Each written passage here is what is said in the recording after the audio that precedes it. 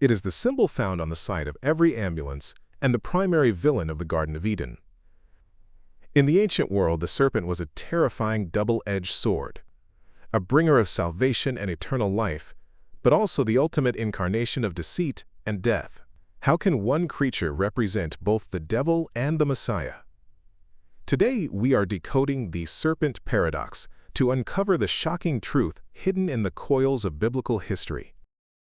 But then, the symbolism takes a sharp, unexpected turn. In the wilderness, when the Israelites were bitten by fiery serpents as a judgment for their rebellion, God didn't tell them to kill the snakes.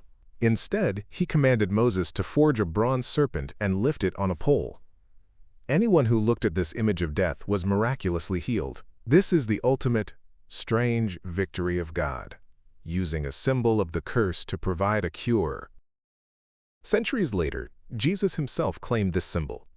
In John chapter 3, verse 14, he declared, "As Moses lifted up the serpent in the wilderness, even so must the Son of Man be lifted up."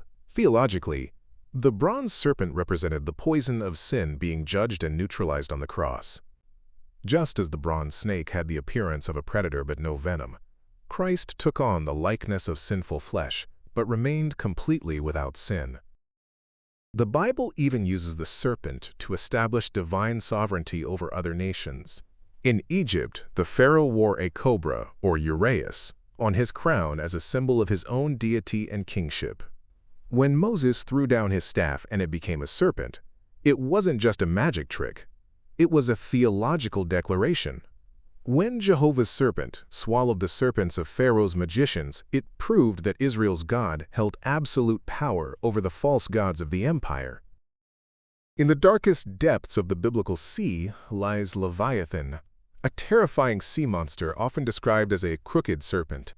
It represents primordial chaos and the cosmic forces of disorder that God subdued during creation. Though indomitable to man, Leviathan is merely a creature of the Creator, whose defeat serves as a powerful reminder of God's supreme authority over even the most terrifying powers of darkness. The final evolution of this symbol appears in the book of Revelation. The old serpent grows into a great red dragon with 7 heads and 10 horns, representing cosmic rebellion and political tyranny. Yet the Bible promises a final victory. The seed of the woman will eventually crush the serpent's head, and the faithful are given authority to tread upon serpents and scorpions. Why does this duality exist?